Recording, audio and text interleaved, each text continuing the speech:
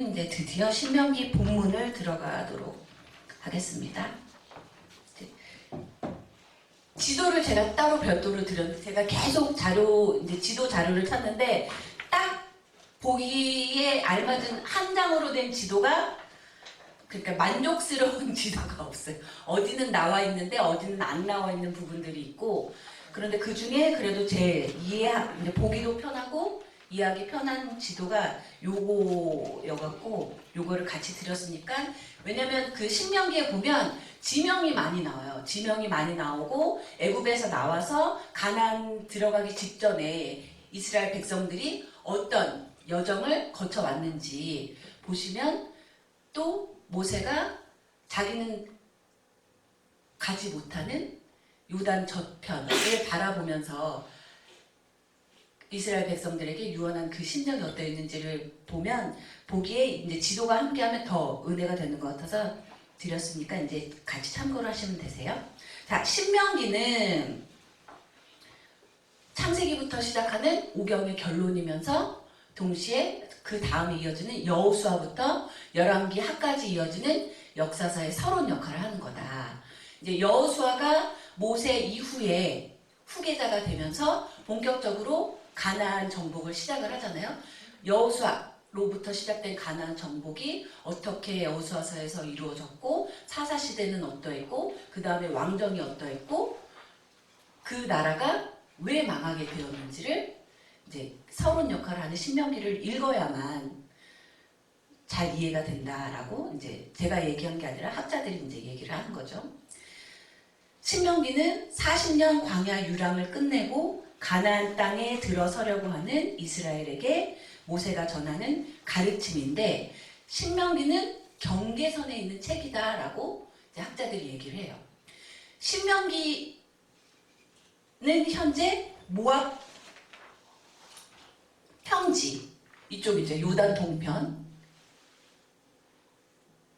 이 모압 평지에 도달해서 모세가 출애굽 2세대들에게 너희들의 선조는 출애굽 1세대는 건너가지 못한 땅을 이제 건너가게 될 텐데 그 가나안 땅에 들어가서 어떻게 살아야 되는지를 이제 절절한 심정을 가지고 이야기를 한 거잖아요. 이 부분에서 이제 모세가 이제 신명기 연설을 한 거고 모세가 올라가서 이 요단 서편을 바라본 것이 느보산이에요. 느보산. 왜 경계선의 책이냐? 이 모압 평지까지 오기까지 그들이 거쳐온 과거는 어디였어요? 광야였다는 거예요. 광야.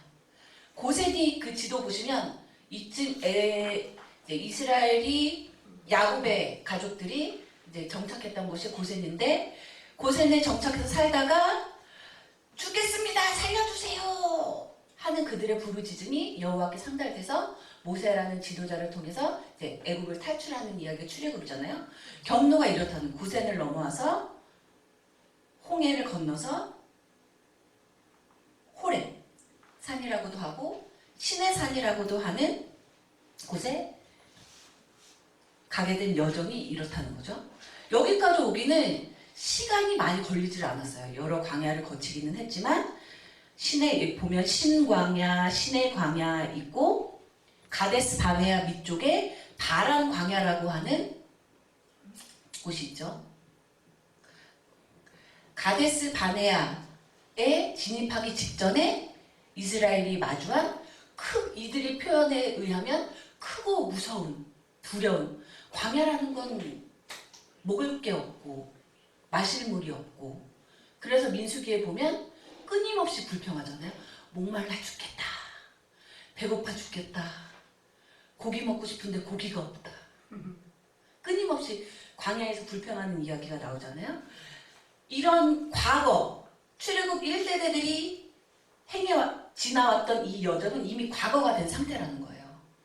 모압 평지에 도달했을 때 모세가 신명기를 설교했던 그 시점에는 그러니까 오늘 들어가는 1장에서는 과거에 너희들이 이 모압 평지에 오기까지 어떤 기적과 이사를 체험했느냐. 그럼에도 불구하고 너희들의 윗세대는 반역해서 이 땅에 가지 못하고 다 죽었다.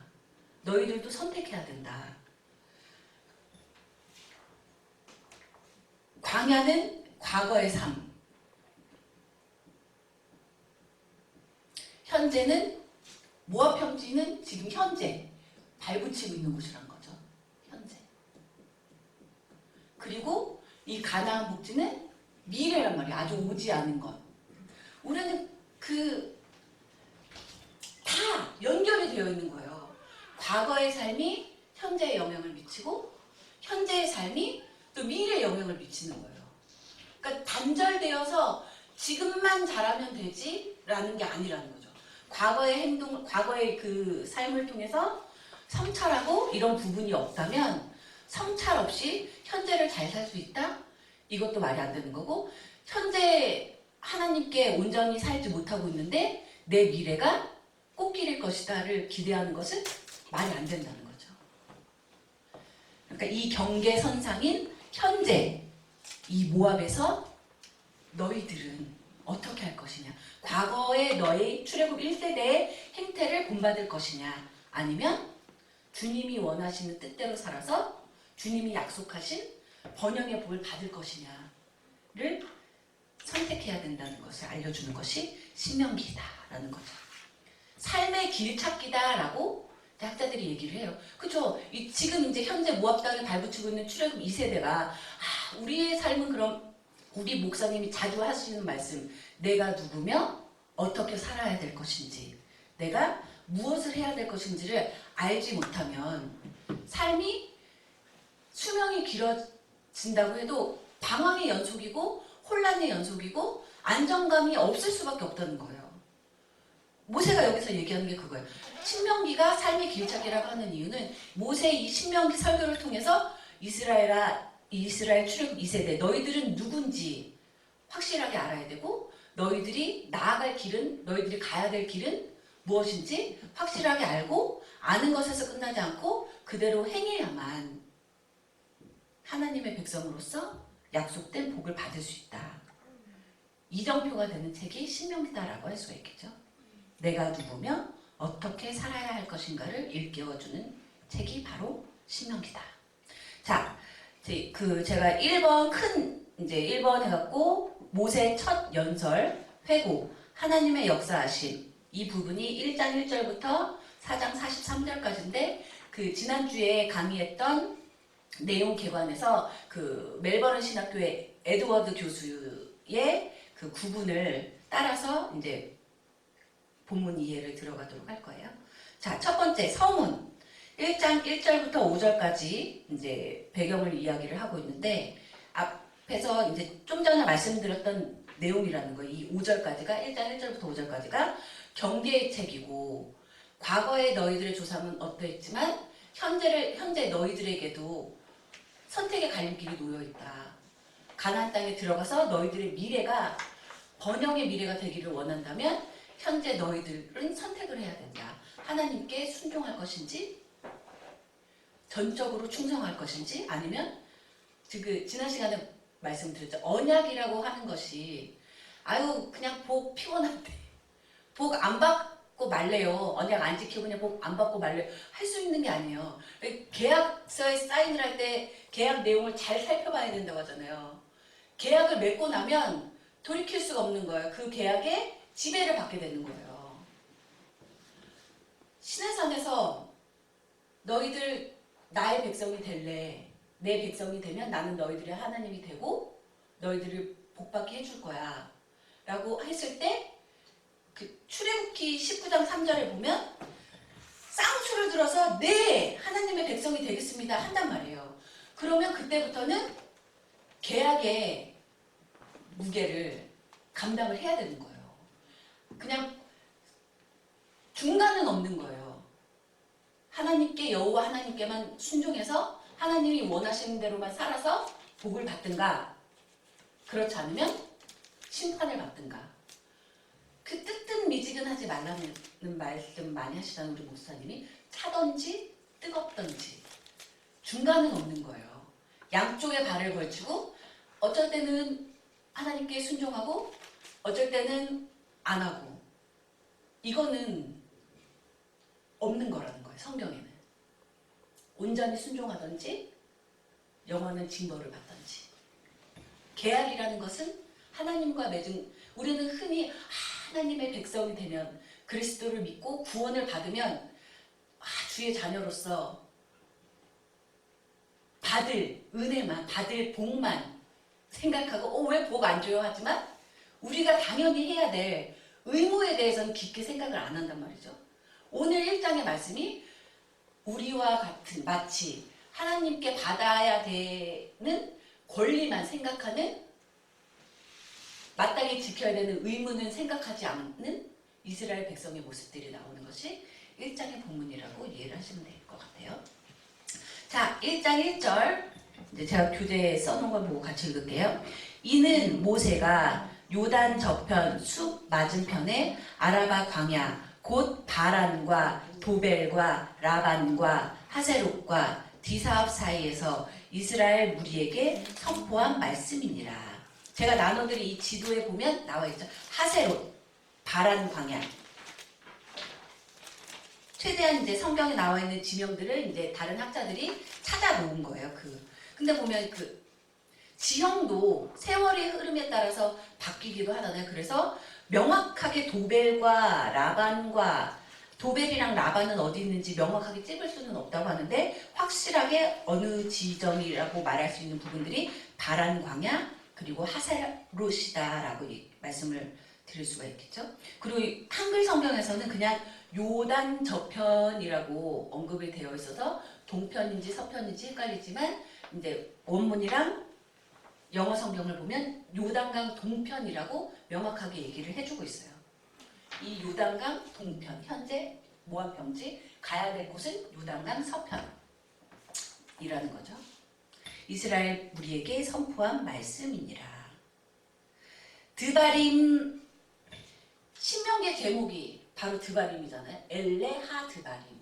드바림이라는 히브리어 단어가 보통 말씀이지만 신명기에서 나타날 때는 율법이라는 의미를 포함해서 나타나기도 한다라고 이해를 해두시면 좋아요.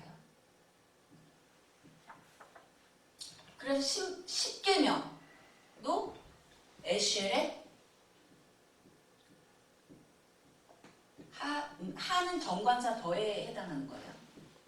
10개의 말씀들, 10개의 계명들. 그러니까 일반적인 의미는, 드바림의 일반적인 의미는 말씀이지만 언약과 관련돼서 사용될 때는 계명 혹은 율법으로 이해를 하시면 된다 하고 말씀을 드릴게요. 자, 여기서 알 수 있는 것은 모세는 언약의 중개자였다. 예언자들의 역할이 이거였잖아요. 하나님과 이스라엘 백성 사이에 서서 하나님이 주시는 말씀을, 그러니까 모세가 얘기를 하고는 있지만 결국 모세가 전하는 말씀은 누구의 말씀이에요? 여호와 하나님의 말씀이라는 거예요. 그런데 이제 은혜가 충만할 때는 하나님이 나에게 말씀을 하시는구나 라고 들리지만, 이제 이스라엘 백성처럼 불순종함으로 불충하고자 하는 마음으로 꽉 차 있을 때는 인간의 말로 모세의 말을 듣기 때문에 불평불만이 가득할 때 모세를 때려 죽이려고 하고 돌로 쳐 죽이려고 하는 이제 모습을 보이잖아요. 이스라엘 백성들이. 그 죄는 다 누구에게 오는 거예요? 그 행함을 그렇게 잘못 행한 사람들에게 오는 거죠. 자, 모세는 이 구절을 통해서 모세가 선포할 당시에 어느 지점에 있었고, 모세가 이스라엘 백성과 하나님 사이에서 언약의 중개자 역할, 하나님의 말씀을 대언하는 대변자의 역할을 했다라는 것을 1장 1절을 통해서 알 수가 있다는 거죠. 자, 2절. 호렙산에서 세일산을 지나 가데스 바네아까지 10하룻길이었더라. 세일산이라고 한 지역이 어딘지 사람들이 명확하게 찝을 수가 없어요. 지형도 변하기 때문에. 그런데 보통 세일산은 에돔 족속이 살고 있던 그 지역을 거쳐간 것을 말한다라고 이제 학자들이 정리를 하는데, 그렇게 보면 호렙산에서 계명을 받은 다음에 너희들이 여기서 머문 지 오래돼서 이제 가라 해서 가잖아요. 호렙산부터 세일산 지역은, 에돔 민족이 거했던 세일산 지역은 이쯤이라고 학자들이 보는데, 호렙산에서 발행해서 이렇게 해서 들어갔을 것이다 라고 이제 추측이 되는 거죠. 근데 11하루길밖에 안 걸려요. 11일. 그러나 그 사이에 크고 무서운 광야라고 하는 바란 광야도 있고 시내 광야도 있고, 역으로 생각하면 그거라는 거예요. 먹을 것도 없고 마실 것도 없고 안전하게 몸을 의탁할 곳도 없는 그 광야길을, 힘들고 무서운 광야길을 하나님이 여호와 하나님께서 함께 하시니까 11하루만 해도 지나갈 수 있었다는 거예요. 그런데 가데스 바네아 여기에 도착해서 이제 너희들 선조 아브라함과 이삭과 야곱에게 약속한 땅 여기로 들어가라 라고 했을 때, 나중에 또 말씀드리지만 정탐꾼을 보내서 며칠간 정탐을 하고 돌아와요. 40일간. 근데 이 가데스 바네아에서 정탐꾼들이 출발해서 여기 하맛이라는 곳이 있는데 하맛까지 가서 종행으로 이 땅을 두루두루 살피고 온 게 40일이에요. 근데 40일 만에 갈 수 있는 곳을 38년 걸린 거예요. 애굽에서 나온 것부터 시작을 하면 40년이 걸린 거예요. 그 지도에 보면 가데스 바네아에서 올라가라고 했는데 안 올라가서 너희들 못 들어가 하나님의 맹렬한 분노를 느낀 다음에 계속 여기서만 이렇게 뺑글뺑글 38년을 돈 거예요. 뺑글뺑글. 10하루 만에 가데스 바네아에 왔는데 40일 만에 약속된 땅을 전체를 다 탐지를 할 수 있었는데 불순종함으로 여기에서 뺑글뺑글 돌다가 출애굽 1세대가 하나님이 명령하신 대로 다 진멸하고 나서 비로소 이쪽을 통해서, 원래는 여리고가 이쪽인데 이쪽으로 해서 바로 들어가서 정복을 하면 되는데 이스라엘 출애굽 1세대 불순종 범죄함으로 말미암아서 이렇게 들어가게 된다는 거예요. 여리고를. 하나님이 힘이 없어서가 아니고 하나님이 능력이 없어서가 아니라는 것을 확실하게 우리가 명심을 해야 되겠죠. 또 3절 넘어갈게요. 그 40년 걸린 이유에 대해서는 제가 써놓은 민수기 14장 34절에 나오죠. 너희가 그 땅을 탐지한 날수 40일의 하루를 1년으로 환산하여 그 40년간 너희가 너희의 죄악을 질지니 너희가 나의 실어버림을 알리라 하셨다 하라. 그 역으로 생각하면 출애굽 1세대들에게는 돌이킬 수 있는, 회개할 수 있는 기회가 40년이나 있었어요. 하나님은 긍휼이 많으시고 노하기를 더디하시고 늘 용서해 주시는 분이잖아요. 정확하게 38년 동안 이 가데스 바네아에서 범죄한 출애굽 1세대가 온전히 회개하고 온전히 주님 앞에 자신을 드러내놓고 주님께 용서를 구하는 그 모습을 38년이나 기다리신 거예요. 하나님 입장에서는. 그러나 죽었어요. 결론은. 회개를 안 한 거죠. 돌이키지를 않은 거죠. 참, 우리는 이와 다른 것이냐 생각해볼 문제지요. 자, 3절 제40년 11월 그달 초 1일에 모세가 이스라엘 자손에게 여호와께서 그들을 위하여 자기에게 주신 명령을 다 고하였으니, 이제 출애굽과 관련해서 딱 고센 땅에서 나와서 딱 40년째 되던 해였다는 것을 여기서 밝히고 있는 거죠. 대략 우리 일반적으로 사용하는 연대로 하면 주전 1406년 11째 달이라고 하는데, 히브리 달력하고 우리가 일반적으로 쓰는 양력 달력, 그레고리 력이라고 하는 유식한 말이 있는데, 그레고리 력은 우리가 쓰는 일반 달력을 생각하시면 돼요. 하고 차이가 있어요. 히브리 달력에서 11월에 해당하는 것이 우리 일반 달력의 1월이라고 보시면 돼요. 그레고리력으로 1, 2월 중 하루에 해당되는 시점이고 3절에 나와 있는 것이 또 여호수아의 지휘하에 이루어진 가나안 정복이 히브리력 첫째 달에 해당하는 6월절에 시작했기 때문에 이 히브리력으로 보면 1월이 우리 일반 양력 달력으로는 3월이라는 거예요.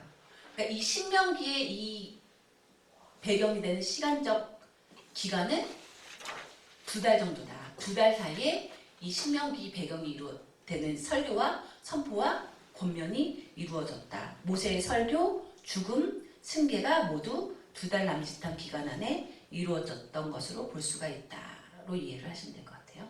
4절, 5절 읽을게요. 때는 모세가 헤스본에 거하는 아모리 왕 시온을 쳐 죽이고 에드레이에서 아스다롯에 거하는 바산 왕 옥을 쳐 죽인지라. 모세가 요단 저편 모압 땅에서 이 율법 설명하기를 시작하였더라. 이제 아모리 왕 시온을 물리친 이야기하고 바산 왕 옥을 쳐 죽인 이야기는 민수기 21장하고 신명기 2장이 더 자세히 나오죠.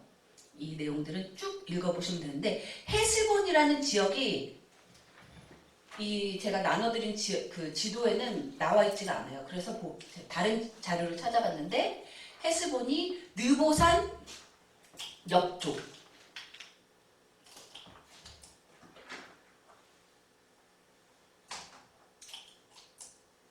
느보산 옆쪽 이쯤이라는 거예요. 요단 서편까지는 들어가지 못하고 요단 동편의 헤스본 지역에 있던 아모리 왕 시온을 쳐 죽이고 에드레이에서 아스다롯에 거하는 바산 왕 옥을 쳐 죽인지라. 에드레이는 또 어디냐? 헤스본보다 위쪽.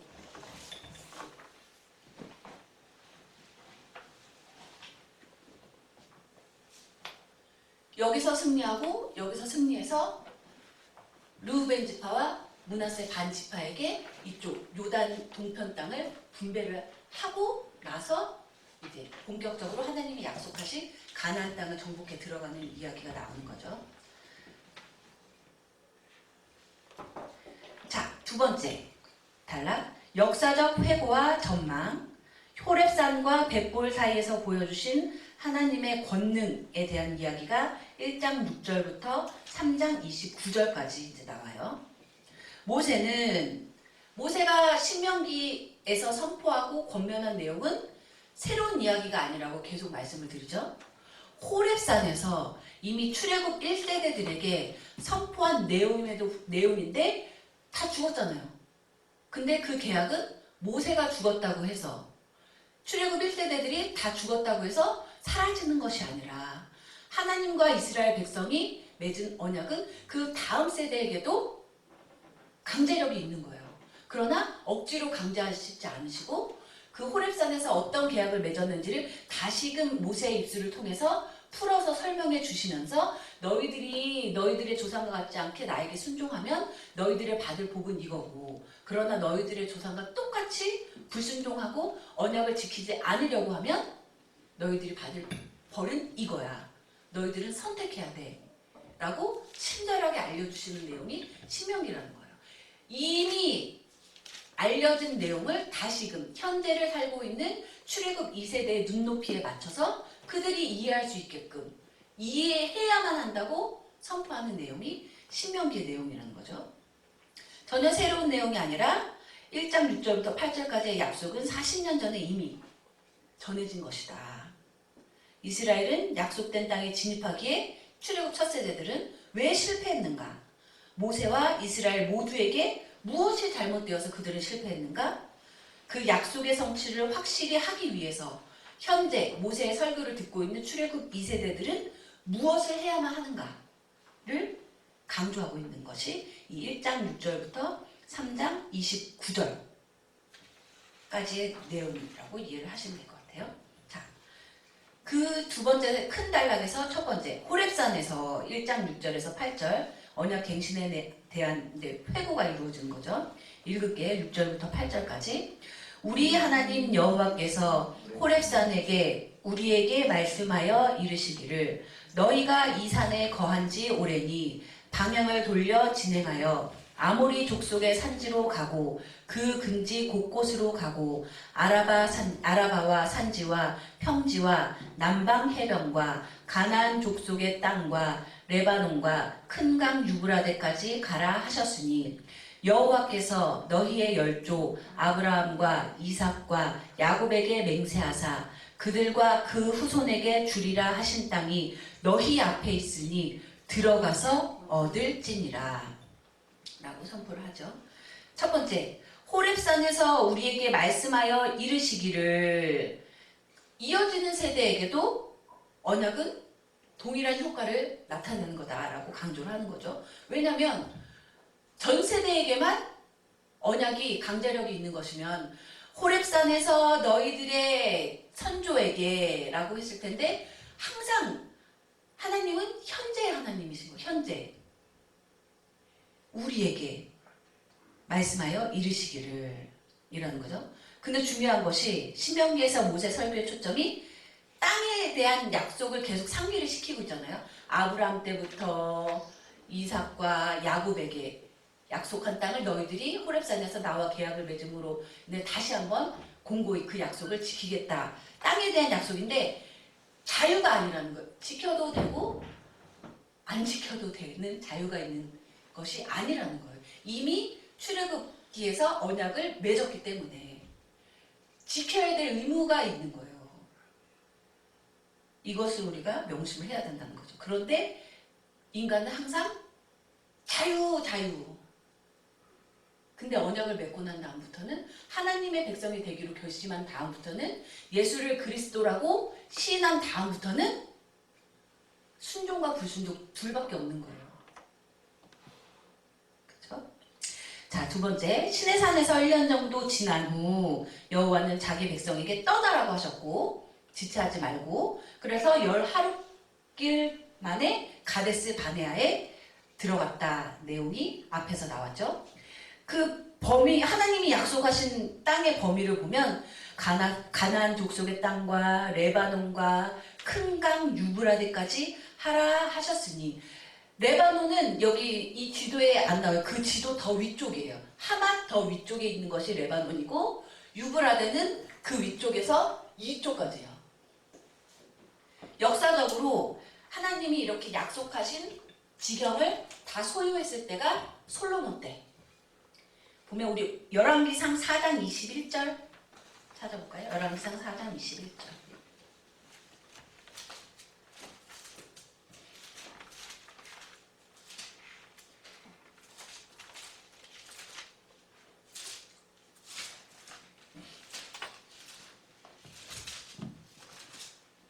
열왕기상 4장 21절에 읽을게요. 솔로몬이 하수에서부터 블레셋 사람의 땅에 이르기까지와 애굽 지경에 미치기까지의 모든 나라를 다스림으로 그 나라들이 공을 바쳐 솔로몬의 사는 동안에 섬겼더라.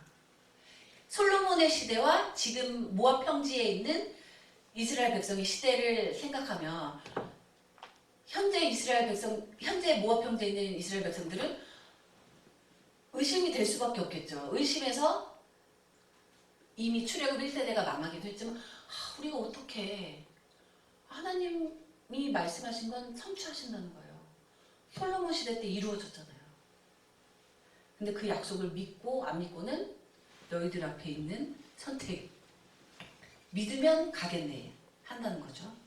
솔로몬의 전성기 때 대부분의 영토를 이제 성취했다라고 학자들이 보는 거고, 그러나 위대한 보면 억구 하나하나에도 중요한 것이 8절에 보면 그들과 그 후손에게 주리라 하신 땅이 너희 앞에 있으니 들어가서 얻을지니라가 중요하다는 거예요. 아라슈라는 히브리어 단어가 얻을지니라에 해당하는 거에 이제 히브리어 단어가 이 아라슈인데 그 상속하다라는 단어의 뜻이 있어요. 이렇게 보면 가나안 땅에 들어가서 억지로 뺏으라가 아니라 이미 너희들 거니 원래 너희들 거였으니까 아브라함 때부터 너희들 걸로 하나님이 정해주신 너희들 거니까 들어가서 상속하기만 되는 거예요.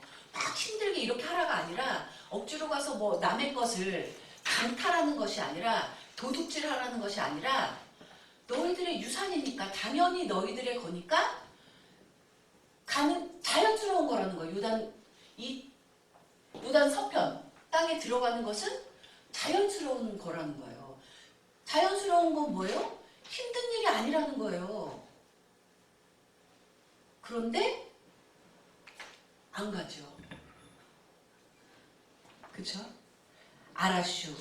당연히 상속받아야 될 것을 받으러 가는 건데도 불구하고 이스라엘 백성들은 안 갔다. 왜 그랬을까? 그쵸? 자, 백성들의 조직 정비 1장 9절부터 18절인데 다 언급을 하지 않고 제가 16절부터 18절까지만 이제 교재에 써놨어요. 읽을게요.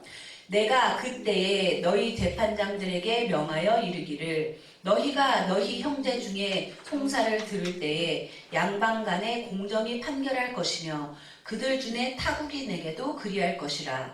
재판은 하나님께 속한 것인즉 너희는 재판의 외모를 보지 말고 귀천을 일반으로 듣고 사람의 낯을 두려워 말 것이며 스스로 결단하기 어려운 일이 있거든 내게로 돌리라. 내가 들으리라 하였고 내가 너희의 행할 모든 일을 그때에 너희에게 다 행하였느니라. 외모를 보지 말고라고 번역된 히브리어 단어가 이제 한글음으로만 써놨는데 로타키루 파님이라고 해서 왜 얼굴 보고 저 사람 권력자인 것 같아. 저 사람 돈 좀 있는 것 같아. 그런 식으로 판단하지 말고 사안으로만 보라는 거예요. 또 반대로 저 무지랭이 같은 사람 편 들어줘봐야 별 소용없을 것 같은데 우리는 인간이기 때문에 겉모습에 좌우될 수밖에 없다는 거예요. 그러나 재판은 누구에게 속한 것이다? 하나님께 속한 것이기 때문에 우리는 그래서는 안 된다는 거죠. 그런데 외모만 보기 때문에 문제가 되는 거고 예언자들이 예언서에서 끊임없이 말한 것이 야 너희들 유력자의 편 들고 가난한 사람 머리 위엔 티끌도 탐내가지고 이렇게 거짓으로 재판하니까 공의로우신 하나님이 정의로우신 하나님이 너희들을 용서하지 않고 심판하실 수밖에 없는 것이다 라고 얘기하는 것이 여기서부터 시작이라는 거예요. 절대로 외모로 보지 말고 사람의 낯을 두려워하지 말고 오직 하나님만을 두려워하면서 재판을 해야 된다는 거죠. 판단을 해야 된다는 거죠. 십계명의 내용도 그렇잖아요. 거짓 증거하지 말아라. 하나님이 정말 눈 시퍼렇게 뜨고 살아계시다고 생각하면 하나님이 눈 한 번도 깜빡거리지 않고 나를 지키고 보호해 주시기를 원한다면 너의 삶도 그래야지. 너는 하나님이 이때는 좀 눈 감아 주시겠지? 하고는 하나님이 싫어하시는 일을 하지 말라고 하시는 일을 하면서 어떻게 복 달라고 할 때만 하나님 복 주세요 하냐. 아니라는 거예요. 하나님께 재판이 속해 있고 당사자들의 진정한 유죄나 무죄 여부를 사람의 눈은 얼마든지 속일 수 있지만 하나님은 속일 수 없기 때문에 하나님을 두려워하는 모습으로 재판을 해야 된다는 거죠. 거위에 덧붙여서 너희들끼리 말로는 판가름이 안 난다 싶으면 너희들끼리 이차저차해서 좋은 게 좋은 거다 하고 해결하려고 하지 말고 나에게로 갖고 와라. 하나님이 모세를 주의 종으로 택하셨잖아요. 주의 종에게 가서 이러이러한 사건이 있는데 도저히 판가름이 안 납니다. 하고 내놔야지 너희들끼리 짬짬이가 돼서 하려고 해서는 안 된다라고 여기서 분명하게 얘기를 하잖아요. 나에게로 갖고 와라. 그래서 우리 목사님도 그 말씀을 늘 하시잖아요. 애들 초등학교 저희 딸이 2학년인데 초등학교 2학년들이 말싸움하는 것도 말로는 해결이 안 돼요. 위에서 어른들이 그보다 권위가 있는 사람들이 그러니까 선생님이나 부모가 해결을 해줘요. 개입을 해줘야 되는 거죠. 그들이 재판을 하는 것이 단순히 인간적인 인간관계에 있어서의 그 재판이 아니라 그 책임까지도 하나님 앞에 당당하게 온전하게 질 수 있을 판결을 해야 된다는 거죠. 자, 3번 호렙산에서부터 가데스 바네아까지의 여정을 1장 19절부터 46절까지 나와 있어요. 19절 읽을게요. 참고로 이 단락의 내용은 민수기 13장, 14장에 조금 더 자세하게 상세하게 설명이 되어 있죠. 우리 하나님 여호와께서 우리에게 명하신 대로 우리가 호렙산에서 발행하여 너희의 본 바 크고 두려운 광야를 지나 아모리 족속의 산지길로 가데스 바네아에 이른 때에, 아모리 족속의 산지길로 해서 가데스 바네아에 이른 때에 라고 나와 있죠. 아모리 족속의 산지가 도대체 어디냐?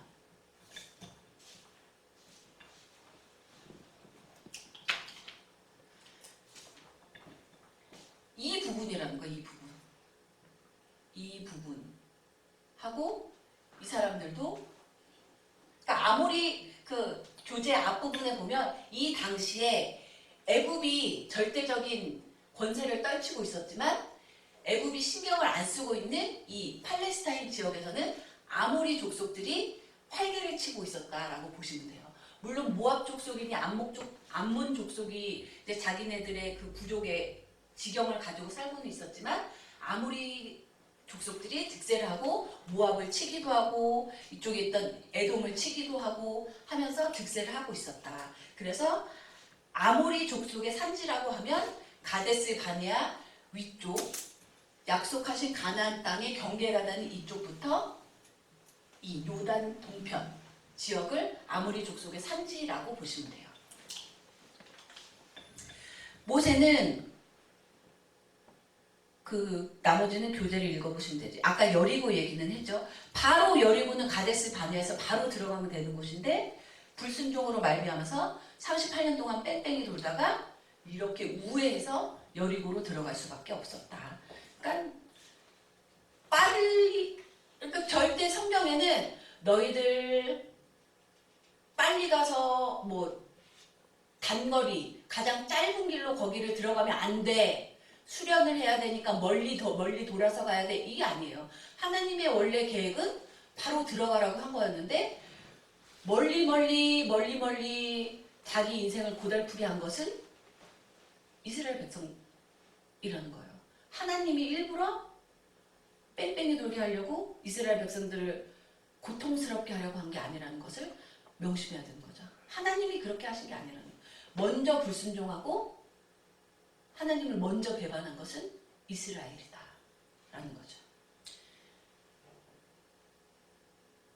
그러니까 우리도 생각해봐요. 왜 이렇게 고난이 안 끝나요? 생각해봐야 되겠죠.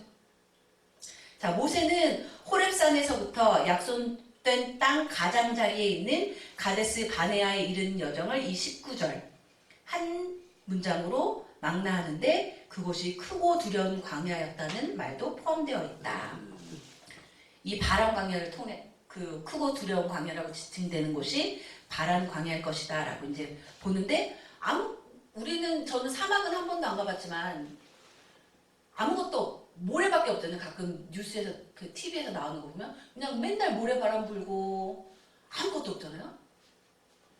그런 광야를 자기 스스로의 힘으로 지나온 것이 아닌데 그렇잖아요. 애굽에서부터 여기까지 오기까지 이스라엘이 막 뛰어난 수로 기술을 개발해가지고 물을 어디서 끌어와가지고 자기들이 물 먹은 게 아니잖아요. 목말릴 때, 배고플 때 자기들이 어딘가로 막 낙타를 타고 가가지고 먹을 것을 공수해 온 게 아니잖아요. 다 여호와 하나님이 하신 것인데 그 은혜를 끊임없이 은혜를 받으면서도 돌아서면 은혜를 잊어버리는 족속이 이스라엘 백성이었구나를 알 수가 있는 거죠. 이렇게 크고 두려운 광야를 하나님의 은혜로 이겨내고 온 곳이 가데스 바네아인데 이 가데스 바네아는 오아시스였다는 거예요. 풀도 있고 물도 풍부하고 살기가 좋은 거예요. 오아시스인 가데스 바네. 이스라엘이 뭐 한 거 있나요? 가데스 바네아에 올 때까지 한 것이라고는 끊임없이 하나님께 불평하고 하나님의 종에게 불만을 던지고 범죄한 밖에 없는데도 하나님과 하나님이 택하신 종 모세는 끌고 왔다는 거예요. 여기까지. 1장 20절부터 21절 읽을게요. 내가 너희에게 이르기를 우리 하나님 여호와께서 우리에게 주신 아모리 족속의 산지에 너희가 이르렀나니 너희 하나님 여호와께서 이 땅을 너희 앞에 두셨은즉 너희 열조의 하나님 여호와께서 너희에게 이르신 대로 올라가서 얻으라 두려워 말라 주저하지 말라 한즉. 앞부분에서도 말씀드렸죠. 이거는 그냥 당연히 너희들 이스라엘 백성이 가져야 되는 걸로 믿어야 되는 상속이라는 거예요. 상속분. 상속 재산이에요. 남의 것을 억지로 뺏는 게 아니고 그 상속 재산은 뭐예요? 그 자연스럽게 부모 윗세대가 이제 돌아가시고 나면 유산으로 받게 되는 거죠. 자연스럽게 뭐 힘을 내거나 노력을 해서 그런 게 아니라 자연스럽게 주어지는 유산인데 상속분인데 상속이라는 것은 뭐 내가 뭘 잘해서 받는 게 아니잖아요. 그냥 그 사람의 후손이기 때문에 자연스럽게 받게 되는 거란 말이에요. 그러니까 올라가기만 하면 되고 가서 얻기만 하면 되는데 두려워할 필요도 없고 주저할 필요도 없는 자연스러운 것인데 이스라엘 백성은 그걸 하기를 꺼려했다는 거죠. 이미 아브라함 때로부터 하나님의 하사로 그 땅을 갖게 되는 것은 점령하게 되는 것은 자연스러운 기정사실인데 이스라엘 백성은 모세는 믿었지만 이스라엘 백성은 믿지 못했다는 거죠. 올라가라 얻으라 너희 열조의 하나님께서 그렇게 명하셨으니까 올라가기만 하면 된다. 올라가면 얻을 수 있다. 올라가야 또 얻을 수 있는 거예요. 그쵸? 올라가지 않고 가만 그냥 전 여기에만 있을게요. 떠먹여주세요. 아니에요. 홍해를 건널 때도 그랬잖아요. 미리 홍해가 쫙 갈라지고 건너가라가 아니었잖아요. 내딛어야 갈라지는 거예요. 영토를 얻고 싶으면 올라가야 되는 거예요. 올라가지 않고 머물러 있는데 안 온다는 거예요. 감나무가 떨어지기를 감나무 밑에서 백날 천날 기다려본들 안 떨어진다는 그 입으로 올라가야 되는 거예요. 또 약속과 하나님의 약속과 하나님이 올라가고 얻으라고 하신 그 명령 둘 다에 비춰서 모세는 믿은 거예요. 당연히 우리에게 주실 건데 가자. 올라가기만 하면 우리께 된다. 하고 그러니까 낙담하지도 말고 주저하지도 말고 가자고 했는데 22절 23절에 읽을게요. 너희가 다 내 앞으로 나와 말하기를 우리가 사람을 우리 앞서 보내어 우리를 위하여 그 땅을 정탐하고 어느 길로 올라가야 할 것과 어느 성읍으로 들어가야 할 것을 우리에게 회복해 하자 하시니 하기에 내가 그 말을 선히 여겨 너희 중에서 매 지파에 한 사람씩 12를 택하매. 이제 정탐꾼을 택하는 이야기가 나오죠. 우리 민수기 13장 한번 찾아볼게요. 민수기 13장 1절. 이때의 내용이 민수기 13장 이제 1절부터 조금 더 상세하게 나와 있는데 민수기 13장 1절하고 2절 읽을게요. 여호와께서 모세에게 일러 가라사대 사람을 보내어 내가 이스라엘 자손에게 주는 가나안 땅을 탐지하게 하되 그 종족의 각 지파 중에서 족장된 자 한 사람씩 보내라. 이 민수기 기사에서는 여호와께서 모세에게 정탐꾼을 보내라고 이제 언급하신 내용이 나오는데 1장 22절, 23절에는 여호와 하나님이 보내라고 하신 게 아니라 너희가 다 내 앞으로 나와 말하기를 이스라엘 백성들이 정탐꾼을 보낼 것을 요구하는 내용이 나오죠. 왜 이런 차이가 있을까요?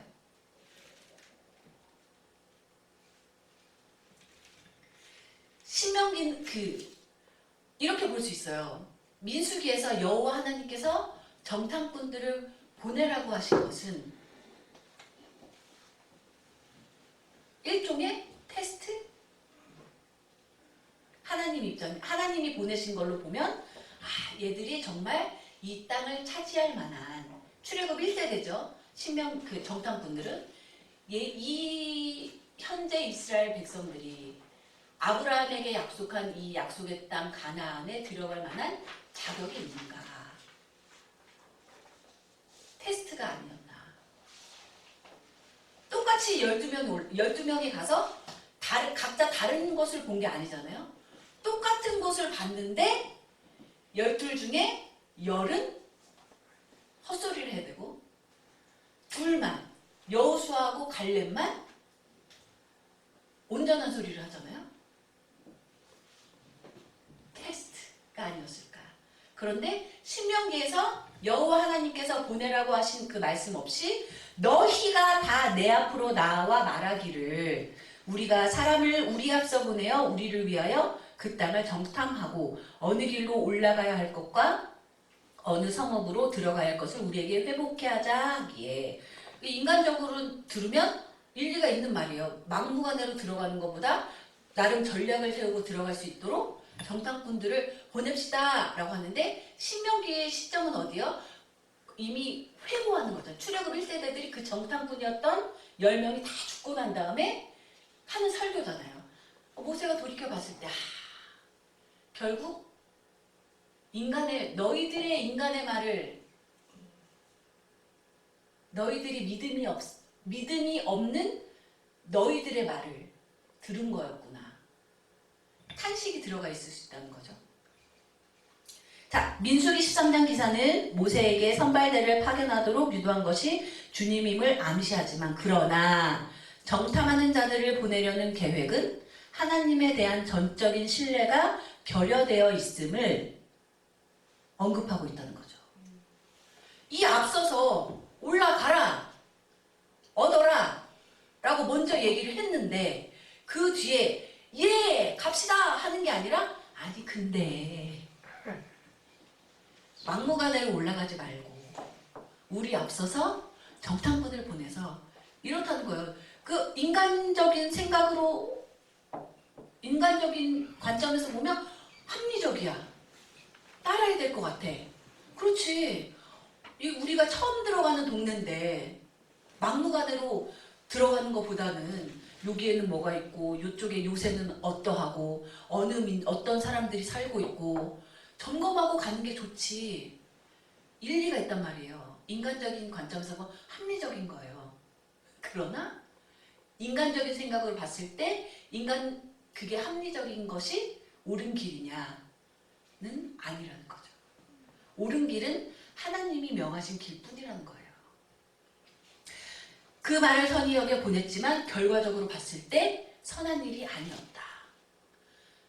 알곡과 가라지, 알곡과 쭉정이를 걸러내시려는 하나님의 테스트가 아니었을까. 민수기 13장과 병행해서 본다면 자, 우리 24절, 25절 읽을게요. 그들이 앞으로 가서 산지에 올라 에스골 골짜기에 이르러 그곳을 정탐하고 그 땅의 과실을 손에 가지고 우리에게로 돌아와서 우리에게 회보하여 이르되 우리의 하나님 여호와께서 우리에게 주시는 땅이 좋더라 하였느니라. 정탐꾼의 이름은 13장 4절부터 15절에 나오죠. 다 둘러보고 와서 얘기하는 거.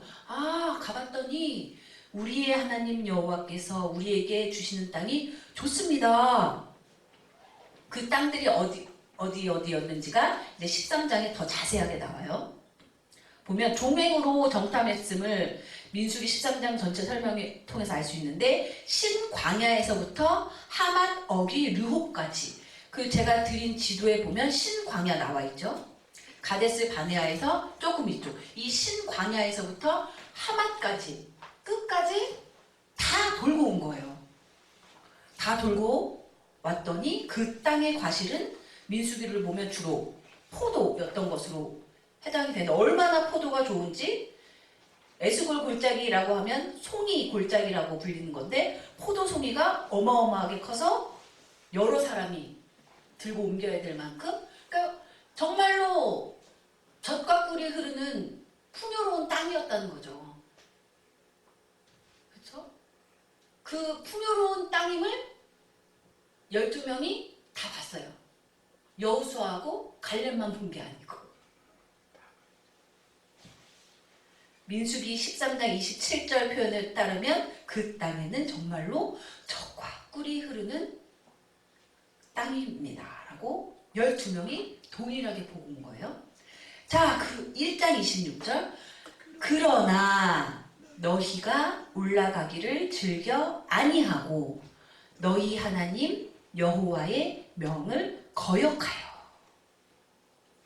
젖과 꿀이 흐르는 풍요로운 땅임을 다 보고 와서는 이제 부정적인 면만 언급을 하는 거예요.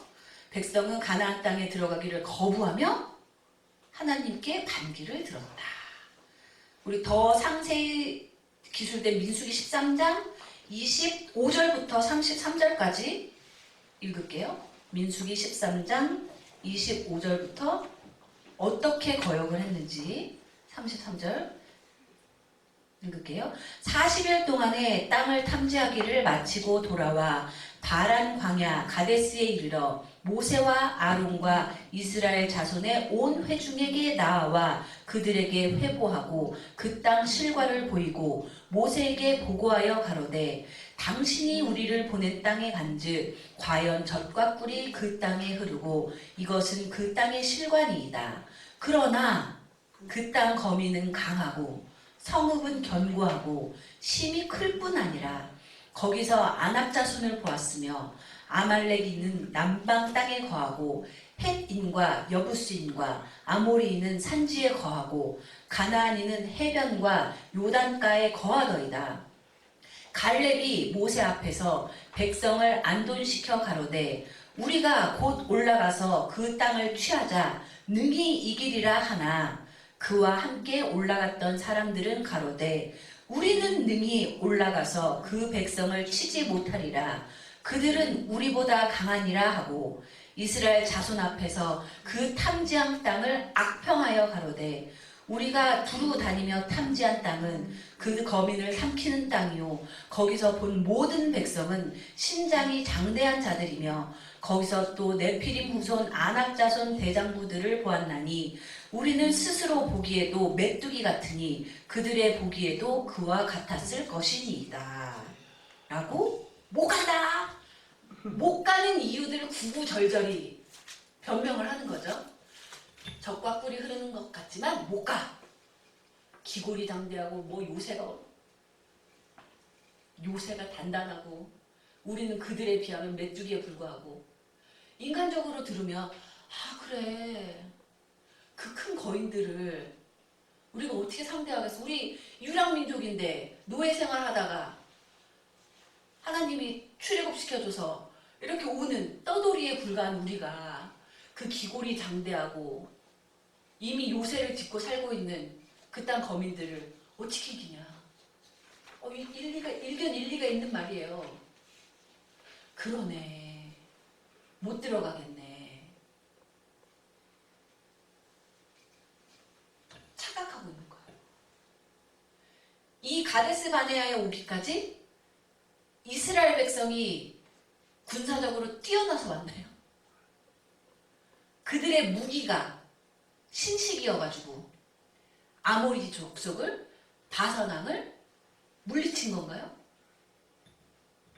아니라는 거예요. 더 나아가서 애굽이라고 하면 오늘날 최대 강대국이 누구라고요? 뭐 미국이라고 하기도 하고 중국이라고 하기도 하는데 그 애굽 땅에서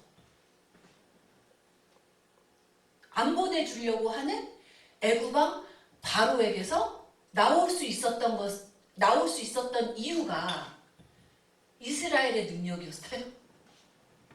이스라엘의 힘이었나요? 오직 하나님의 은혜였잖아요. 근데 착각하기 시작하는 거예요. 이 크고 두려운 광야에서도 우리가 살아남았고, 우리 이름으로 된 땅 한마디기도 없었는데 홍해를 건너오고 호렙산을 지나서 이 오아시스 가데스 바네아 땅까지 온 것이 마치 자기들이 잘나서, 자기들이 능력 있어서, 자기들이 하나님께 복을 받을 만한 자격이 있어서 온 것처럼 착각하고 있다는 거예요. 하나도 한 게 없어요. 뭘 했나요? 끊임없이 불평불만만 했지? 우리 힘으로는 안 돼, 우리 힘으로는. 하나님이 그 앞서서 너희들에게 준 거다, 올라가서 차지해라 라고 이미 말씀을 하셨는데도 불구하고 계속 변명하는, 계속. 마치 지금까지 지내온 모든 것이 자기의 힘이었던 양, 하나님의 은혜 없이 자기의 힘이었던 양, 자기의 능력이었던 것처럼 착각하고 있는 거죠. 우리는 착각하면 안 돼요. 착각하면 안 되는데, 착각하고 마치 하나님의 명령에 안 돼요, 못해요? 하나님의 명령을 거부할 수 있는 자격이 있는 것처럼 착각한다는 거죠. 하나님의 명령에 올라가라서 차지하라나 이 하나님의 명령에 노라고 하는 것은 언약 위반인 거예요. 온전히 순종하기로 했잖아요.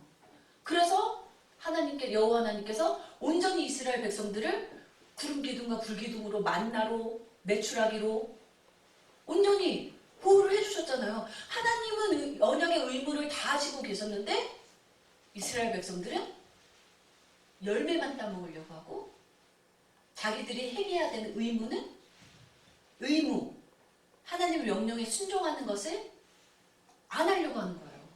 힘들어 보인다, 핑계대면서.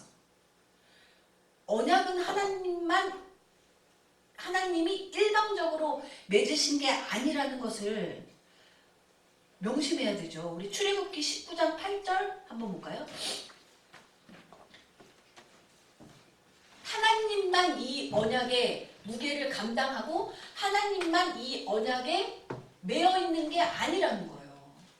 출애굽기 19장 8절에 보면 1절부터 쭉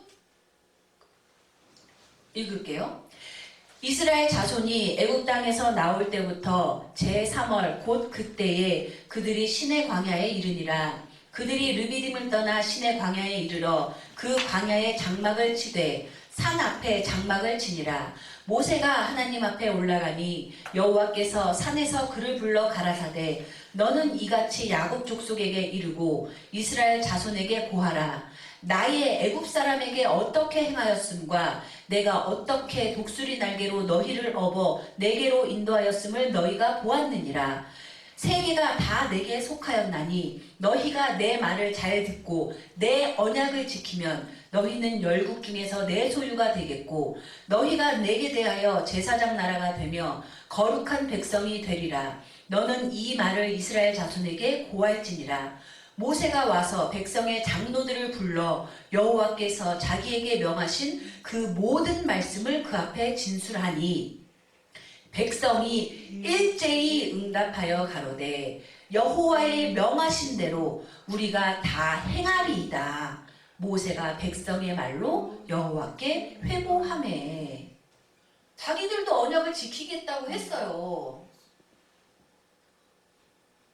그런데 이스라엘 백성은 하나님만 그 언약에 충실해야 되는 것처럼 착각하고, 그런 말 있잖아요. 꿀만 빨아먹으려고 한다고.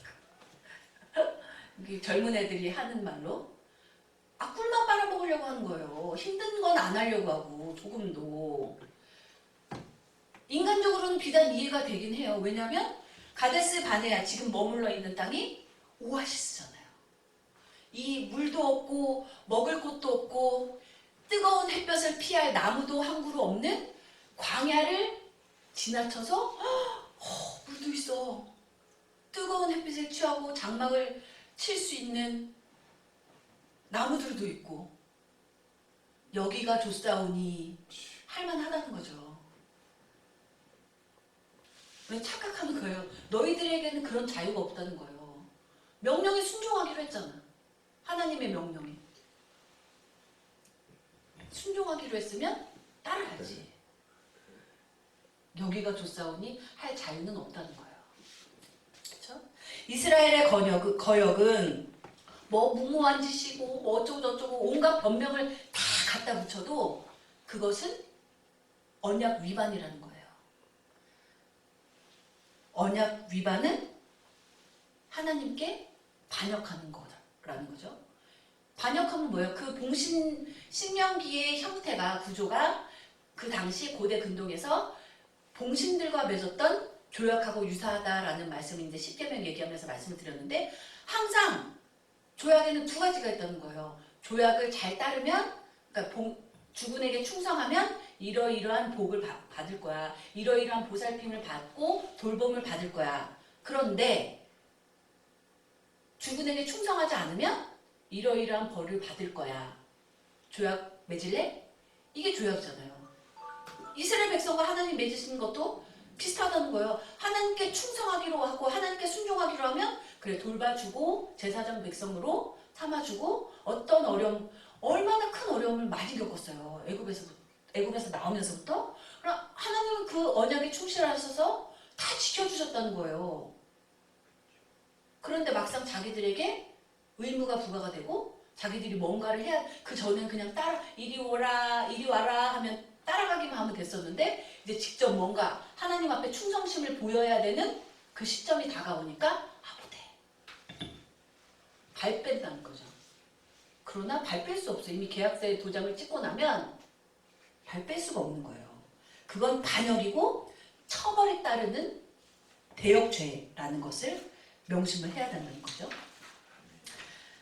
이들이 단순히 안 올라간 데서 못 올라가요. 거기는 뭐 기골이 장대하고 요새가 튼튼해서 우리가 아무리 가봐도 뭐 계란으로 바위치기예요 라고 변명을 한 것에서 멈춰도 이거는 정말 기함할 일인데 한술 더 뜨죠. 1장 27절 28절에 읽을게요. 장막 중에서 원망하여 이르기를 여호와께서 우리를 미워하시는 고로 아모리 족속의 손에 붙여 멸하시려고 우리를 애굽 땅에서 인도하여 내셨도다. 우리가 어디로 갈고 우리의 형제들이 우리로 낙심케 하여 말하기를 그 백성은 우리보다 장대하며 그 성읍은 크고 성곽은 하늘에 닿았으며 우리가 또 거기서 아낙 자손을 보았노라 하는도다 하기로. 핑계대는 것에서 끝나는 것이 아니라 이제 원망하기 시작하는 거예요. 여호와께서 우리를 미워하시는 고로 우리를 여기서 죽이려고 애굽 땅에서 인도하여 내셨구나. 아니 맞아요? 살려주세요 하고 부르짖는 게 누구예요? 이스라엘이에요. 애굽에서 제발 살려주세요 하고 그 출애굽기 우리 찾아볼까요? 하나님이 이스라엘 백성들이 애굽에서 등 따시고 배부르게 잘 살고 있는데 억지로 끌어낸 게 아니라는 거예요. 우리 출애굽기 2장 23절 24절 읽을게요. 여러 해 후에 애굽 왕은 죽었고 이스라엘 자손은 고역으로 인하여 탄식하며 부르짖으니 그 고역으로 인하여 부르짖는 소리가 하나님께 상달한지라. 하나님이 그 고통 소리를 들으시고 아브라함과 이삭과 야곱에게 세운 그 언약을 기억하사 이스라엘 자손을 권념하셨더라. 살려달라고 너희들이 부르짖고는 정말 불가능한 일이죠. 누가 노예를 밥 해주고 다 해주는 노예를 그냥 놔줘요. 그래서 안 놔주려고 했잖아요, 바로가. 그런데도 불구하고 자꾸 살려달라고 하니까 아브라함과 맺은 언약을 기억하시고 10가지 재앙으로 애굽을 치신 이후에 자유인 만들어 주셨잖아요. 그런데 여기서 한다는 소리가 우리를 미워하시는 거로 우리를 아모리 자손의 손에 붙여 멸하시려고 뭐요? 애굽 땅에서 잘 살았다는 거예요? 우리를 아모리 족속에게 멸하시려고 우리를 미워하셔가지고 우리 잘 살고 있는 애굽 땅에서 인도하여 내셨도다. 그놈의 애굽. 그렇게 애굽에서 나가게 해달라고 할 때는 언제고? 광야에서 늘 그러잖아요. 먼 일반 고기 먹고 싶으면 아유 애굽에서는 부추도 먹고 참외도 먹고 아니 그놈의 애굽. 애굽에서 살려달라고 부르짖었잖아. 너희들이. 인간이 이렇다는 거죠. 우리는 뭐 다른가요? 그쵸? 핑계만 대고 변명한 것에서 끝나는 것이 아니라 그 책임을 수행해야 되는, 자신들이 뭔가를 움직여서 해야 되는, 그냥 따박따박 만나나 받아먹고 메추라기나 잡아먹고 구름 기둥에서 햇볕 피하고 불 기둥에서 추위 피하고 이럴 때는 물론 그때도 계속 불평만 했지만 그때는 좋았는데 뭔가 몸을 움직여서 싸워야 되는 것 같고 뭔가를 해야 되는 것 같으니까 해보지도 않고 못 간다고 변명하고 더 나아가서 원망하고 하나님이 우리를 미워하시는 거예요. 잘 살고 있던 애굽 땅에서 인도하여 내셨도다. 이제 어디로 갈꼬? 어디로 가려겠어요? 우리 민수기 14장 찾아볼게요. 어디로 갈꼬? 우리 14장 1절부터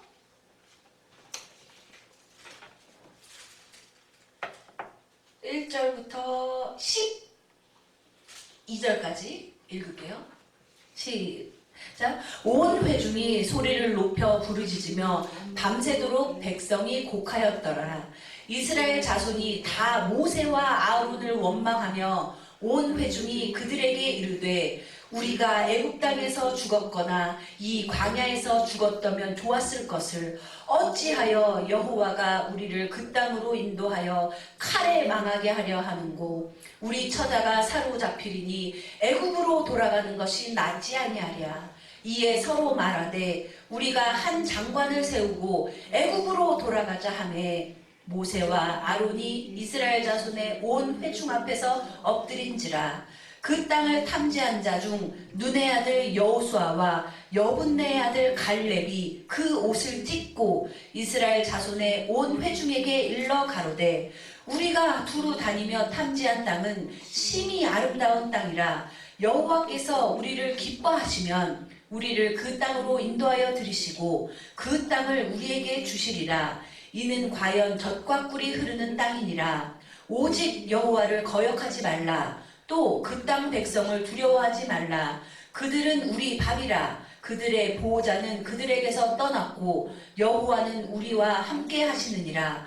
그들을 두려워 말라 하나 온 회중이 그들을 돌로 치려 하는 동시에 여호와의 영광이 회막에서 이스라엘 모든 자손에게 나타나시니라. 여호와께서 모세에게 이르시되 이 백성이 어느 때까지 나를 멸시하겠느냐. 내가 그들 중에 모든 이적을 행한 것도 생각하지 아니하고 어느 때까지 나를 믿지 않겠느냐. 내가 전염병으로 그들을 쳐서 멸하고 너로 그들보다 크고 강한 나라를 이루게 하리라. 아멘. 상세하게 나와 있죠. 애굽, 그놈의 애굽.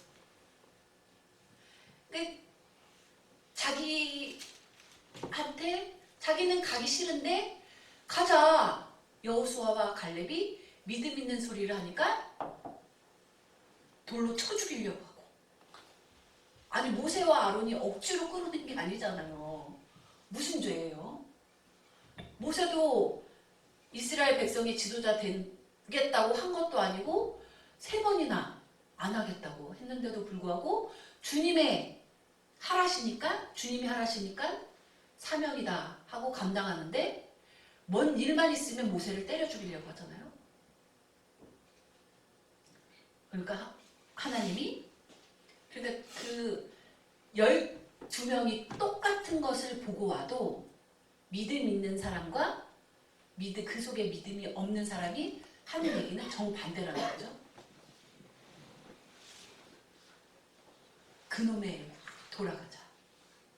그러니까 왜 모세는 12절에 저 계속 신명기를 읽으면서 12절에 내가 전염병으로 그들을 쳐서 멸하고 너로 그들보다 크고 강한 나라를 이루게 하리라. 저였으면 아유 잘됐어요. 이참에 말도 안 듣고 교만하고 툭하면 불평불만 원망만 하는 다 쓸어버리세요. 제가 새로운 민족을 큰 민족을 주님이 약속하신 큰 민족을 이루어 주시는 것을 잘 다스리겠습니다. 할 것 같은데 모세는 아니죠. 엎드려서 제 이름을 생명책에서 지워버리실지언정 이들을 용서해 주시고 이끌어 주시라고 하시잖아요. 주의 종은 이런 역할을 하는 게 주의 종이라는 거예요. 자기 목숨까지도 내놓고 자기에게 잘해주는 사람을 위해서 기도 왜 못해요? 자기 말을 잘 듣고 자기에게 온전히 순종하고 충성하는 사람들에게 복 받으라고 그 사람 잘 되라고 얼마든지 기도해 줄 수 있죠. 근데 주의 종의 길이라는 것은 나를 끊임없이 내 잘못도 아닌데 끊임없이 원망하고 나를 원망하고 불평하고 나를 욕하고 나를 잡아 죽이려고 하는 자들일지라도 이들도 하나님의 자녀지. 이들도 하나님이 창조하신 하나님의 백성이지. 이런 사랑이 있으십니까? 있으십니까? 그런데 우리는 알잖아요. 그런 모세일지라도 가나안에 못 들어갔어요. 그러니까 주의 종이 된다는 것은 정말 두렵고 떨리고 무서운 일이구나. 그런 모세도 하나님의 거룩함을 드러내지 않아 임의로 돌 2번 친 일로 인해서 주의 종에게 들이대시는 잣대는 더 엄격하신 거예요. 하나님의 잣대는 쉬운 길이 아니라는 거죠. 모세도 그런 모세일지라도 그냥 넌 못 들어간다 했을 때 포기한 게 아니잖아. 한 번 더 주님 들어가면 안 되겠습니까? 다시 한번 바라고 구하잖아요. 안 된다고 하시잖아요. 그냥 느보산에 올라가서 바라만 봐. 그게 너에게 허락된 거야. 모세보다 잘난 사람만이 더 많은 것을 하나님께 구할 수가 있겠죠. 모세보다 잘난 사람 있나요? 누구? 없다고 해요. 지금까지도. 모세 같은 선지자 없죠. 그러니까 우린 다 겸손해야 되는데 이스라엘 백성도 겸손할 잘난 체 할 게 한 개도 없잖아요. 그런데 마치 자신들의 힘으로 여기까지 온 것처럼 못 가. 자신들이 뭔가 전략이 뛰어나서 여기까지 온 것처럼 산세를 보고 요새를 보고 사람들의 기고를 봤을 때 불가능하다. 우리는 못 간다. 차라리 애굽으로 돌아가자. 은혜를 떨구는 것은 참 쉬운 거죠. 그러나 진짜로 못 들어갔느냐? 여호수아와 갈렙은 이후에 그들이 그렇게 기골이 장대해서 우리는 메뚜기 같다라고 한 아낙 자손을 물리쳤어요. 여호수아와 갈렙은.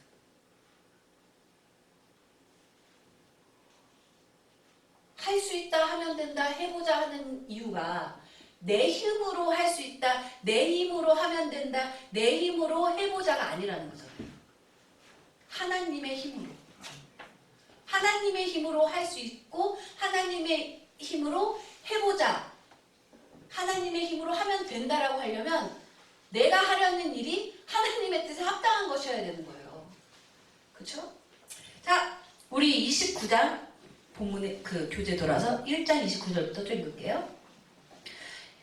내가 너희에게 말하기를 그들을 무서워 말라 두려워하지 말라 너희 앞서 행하시는 너희 하나님 여호와께서 애굽에서 너희를 위하여 너희 목전에서 모든 일을 행하신 것 같이 이제도 너희를 위하여 싸우실 것이며 광야에서도 너희가 당하였거니와 사람이 자기 아들을 아는 같이 너희 하나님 여호와께서 너희로 행한 행로 중에 너희를 아느사 이곳까지 이르게 하셨느니라 하라.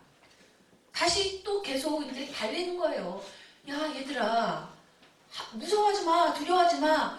지금까지 지내온 길이 다 하나님이 너희 앞에서 다 장애물 치워주시고 행이셨기 때문에 애굽에서도 너희들이 나올 수 있었던 거지. 애굽에서 나올 수 있었던 것도 너희들의 힘이 아니었지 않냐. 그뿐만이냐. 애굽에서 나와서 광야를 거쳐올 때도 너희들이 한 것은 아무것도 없지 않냐. 하나님께서 사람이 자기 아들을 아는 같이 그렇게 보듬어가지고 너희들 여기까지 데리고 오신 건데 왜 두려워하느냐 하잖아요.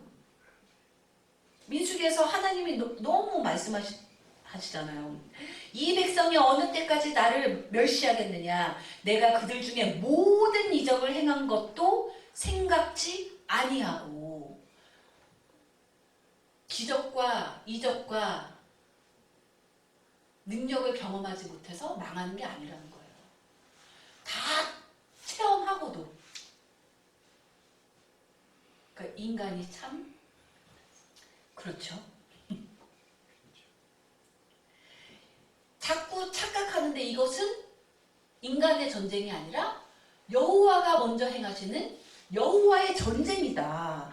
여호와께서 시작하셨고 여호와께서 지시하셨고 여호와의 명령대로 따르기만 하면 순종하기만 하면 따는 당상인데 뭐 그렇게 변명하고 딴지 걸고 하느냐는 거예요. 다시 생각해 보라는 거예요. 과거에 애굽에서 광야에서 주님이 다 행하신 일 아니냐. 모세가 하나님의 애굽에서부터 광야에서 은혜로 이스라엘 백성들을 보듬어 주신 내용이 출애굽기 15장에 잘 나와 있죠. 모세의 노래라는 이름으로. 그런데 너희들은 왜 그러느냐. 하나님이 올라가라는데 결국 뭐예요? 32절에 이 일에 너희가 너희 하나님 여호와를 믿지 아니하였도다. 믿음이 네 속에 믿음이 없기 때문이지 환경 때문이 아니라는 거예요. 우리 한글 성경에는 그냥 이 일에 너희가 라고 나와 있지만 히브리어 본문을 보면 그러나를 뜻하는 그 접속사가 앞에 나와 있어요. 배. 그러나 이 일에 너희가 너희 하나님 여호와를 믿지 아니하였도다. 지금 이 가데스 바네아에 오기까지 무수한 주님의 능력, 주님의 은혜, 주님의 사랑을 다 체험했음에도 불구하고 말로만 들은 게 아니잖아요. 그런 이적들을 몸소 체험한 거잖아요. 그런 역사적 증거가 있음에도 불구하고 그들은 하나님을 신뢰하지 않았다. 그리고 우리 목사님, 김순자 목사님 늘 말씀하시잖아요. 믿음이 없으면 믿음 있는 척하지 말고 믿음 없는 나를 도와주소서 하고 믿음을 달라고 하나님께 기도하라고 늘 가르쳐 주시잖아요. 믿음도 저절로 믿음 주세요. 몸부림쳐야 되는 거예요. 믿음 있는 척은 쉽죠. 거룩한 척도 쉽고. 그러나 주님은 다 아시잖아요. 네 속에 믿음이 있는지. 그러니까 믿음이 없는 게 죄가 아니고 믿음이 없으면서 믿음 있는 척하는 게 잘못이라고 하잖아요. 그럼 이들도 정말 그 안락자손들을 보고 그 굳건한 요새들을 보고 믿음이 흔들리면 주님 너무 두렵고 떨려요. 올라가기가 너무 힘들 것 같아요. 너무 힘들 것 같이 두렵고 떨리는 마음으로 가기가 망설여지지만 주님 힘주세요. 주님이 힘주시면 갈 줄로 믿습니다.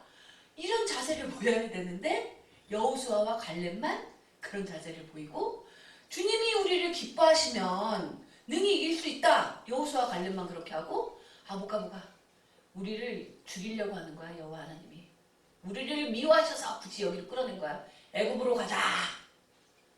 틈만 나면 광야에서도 애굽으로 가자. 모세와 아론을 때려 죽이고 애굽으로 가자. 애굽에서 꺼내달라고 할 때는 언제고. 우리는 이런 신앙인이 되어서는 안 되겠죠. 1장 33절 읽을게요. 또 계속 그러니까 모세는 정말 여호와 하나님이 친히 말씀하셨던 것처럼 온 지면에 그처럼 온유한 자가 모세만큼 온유한 자가 없었던 것 같아요.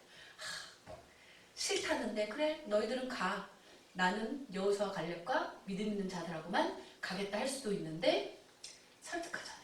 그는 여호와 하나님은 너희 앞서 행하시며 장막 칠 곳을 찾으시고 밤에는 불로 낮에는 구름으로 너희의 행할 길을 지시하신 자니라. 계속 설득하는데 끝까지 범죄하는 거죠. 하나님의 임재를 체험하지 못해서 망하는 게 아니라는 거예요. 그래서 우리 그 말씀 있잖아. 믿음은 들음에서 나고. 듣는다는 것은 뭐예요? 눈으로 보지 않고 듣기만 해서 믿는 거잖아요. 그 더 큰 믿음이라는 거예요. 본다고 해서 믿음이 더 커지는 게 아니고 믿음이 더 들어오는 게 아니에요. 바울도 그랬잖아요. 다메섹 도상에서 바울아 하는 주님의 음성을 듣고 180도 달라졌잖아요. 그러니까 증거를 보여주세요. 하나님이 저와 함께 하신다는 것을 증거를 보여주세요. 할 필요 없다는 거예요. 증거를 자꾸 강구하는 것부터가 아직 내 속에 믿음이 없는 거예요. 그죠? 자, 결국 34절, 35절 끌게요. 여호와께서 너희의 말소리를 들으시고 노하사 맹세하여 가라사대 이 악한 세대 사람들 중에는 내가 그들의 열조에게 주기로 맹세한 좋은 땅을 볼 자가 하나도 없으리라. 당연한 결과죠. 37절 여호와께서 너희의 연고로 내게도 진노하사 가라사대 너도 그리로 들어가지 못하리라. 이 이야기는 민수기 20장 10절에서 13절에 나와 있는 그 사건을 얘기를 하는데 이제 우리 한글 성경에 나와 있는 너희의 연고로 그 단어의 의미로 보면 뭐지? 모세가 백성들을 원망하는 것처럼 너희 때문에 나도 못 들어가잖아 이런 식으로 오해를 할 수가 있지만 히브리어 원문을 보면 히브리어 원문에 사용된 단어를 보면 너희를 위해서 로 해석을 할 수도 있다는 거예요. 모세가 가나안 땅에 들어가지 못한 것을 이스라엘 백성에게 원망을 돌리는 게 아니라 그것까지도 왜냐하면 이스라엘 백성들이 목말라 할 때 그 물을 주는 그 행위로 인해서 하나님의 책망을 받았고 못 들어가게 된 계기가 된 거잖아요. 그럼에도 불구하고 모세는 이스라엘 백성을 원망하지 않았다는 거예요. 너희 때문이 아니라 그것도 다 이스라엘 백성을 이끌어 나가는 주의 종으로서 내가 감당해야 될 부분으로 감내를 했다는 거죠.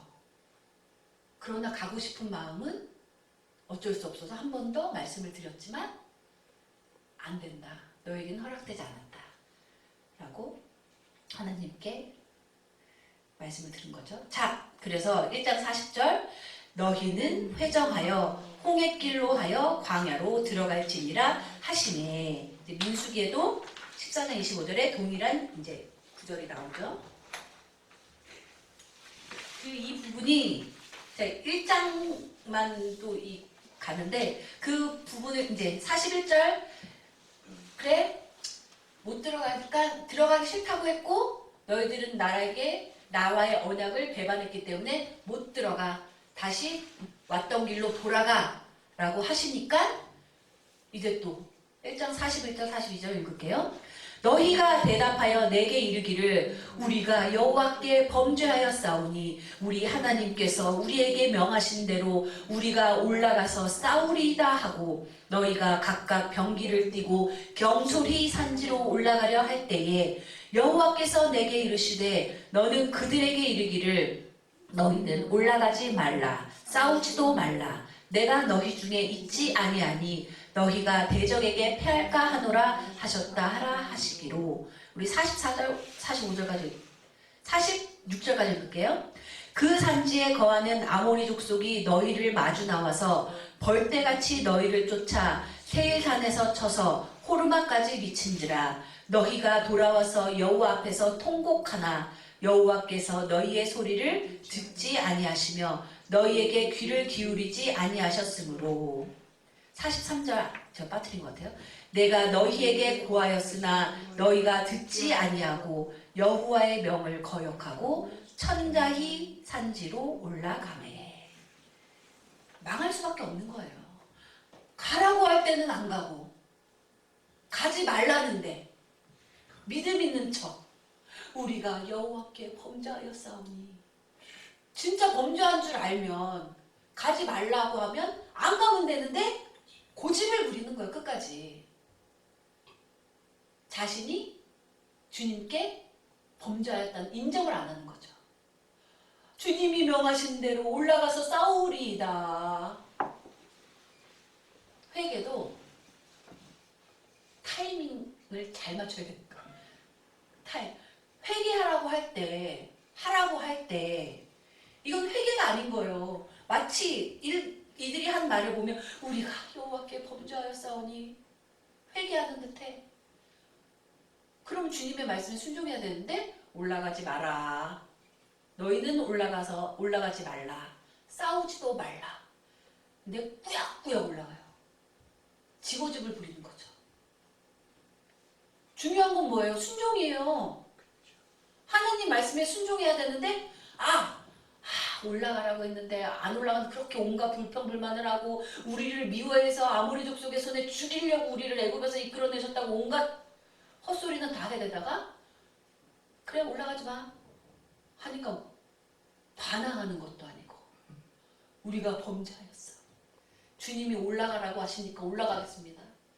이미 버스는 떠났는데 너희 중에 있지 아니하니 너희가 대적에게 패할까 하노라. 그러니까 올라가지 말아라. 이스라엘이 승리한 이유는 주님이 앞서서 주님의 임재를 가시적으로 보여주는 언약궤가 항상 선두에 서서 나갔을 때 승리를 했단 말이에요. 근데 하나님이 함께하지 않는다고 분명히 경고를 하셨음에도 불구하고 올라가지 마라. 너희들과 나는 함께하지 않겠다. 라고 했음에도 불구하고 올라간 것은 이길 수 있다는 교만이죠. 불순종, 반역, 교만, 오만 망할 수밖에 없는 거예요. 주제 넘으면 안 되죠. 하나님 앞에.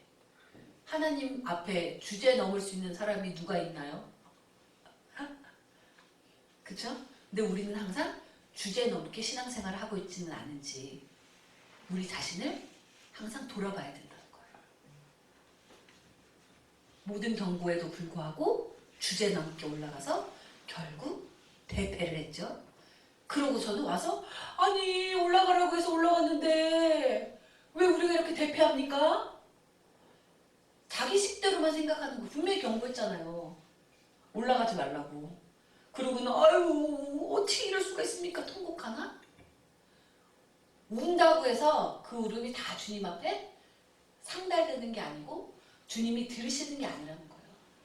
운다고 해서 불쌍해 아니라는 거예요. 그쵸? 그래서 여기에서 듣다를 뜻하는 두 개의 동사가 사용돼서 너희의 소리를 여호와께서 듣지 아니하시며 너희에게 귀를 기울이지 아니하셨으므로.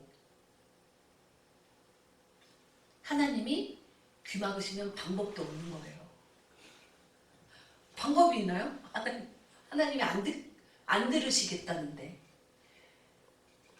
그러니까 하나님이 명하시는 명령이, 하나님이 나에게 원하시는 순종이 무엇인지 잘 듣고 언제 순종하기를 원하신지, 나의 타이밍이 아니라 하나님이 원하시는 타이밍에 순종도 해야 되고 회개도 해야지, 내 타이밍에 자꾸 맞춰서 아까는 안 한다고 했다가 이제라도 한다고 하면 하나님이 해주시겠지?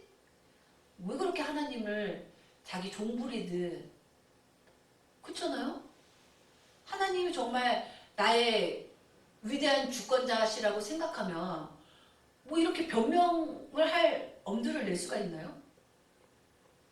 변명하고 반항하고 거역하고, 하나님을 우리의 창조주, 위대한 분, 거룩하신 분, 우리의 권세자라고 입술로만 하면서 우리 심중에는 하나님을 경홀히 여긴다는 거예요. 그걸 모르시는 하나님이 아니시기 때문에, 우리의 심중을 꿰뚫어 보시는 하나님이기 때문에 우리는 늘 우리의 신앙을 점검하고 올바로 서기 위해서 노력해야 되겠죠.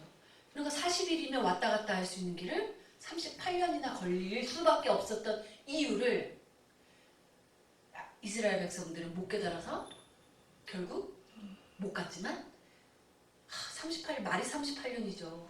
제가 지금 48인데 38년이면 86이에요. 끔찍한 일이에요. 그냥 숫자로만 38년 헤매다가 갔대 라고 할 수 있지만, 생각해보면 38년. 우리는 먼 길 돌지 않고 가나안 복지에 입성하는 저희 모두가 되기를 원하면서 오늘 강의를 마치도록 하겠습니다. 감사합니다. 지도는 항상 갖고 오셔요. 이 그 한 장짜리 지도 드린 거 갖고 오세요. 저도 이거 테이프 한 장.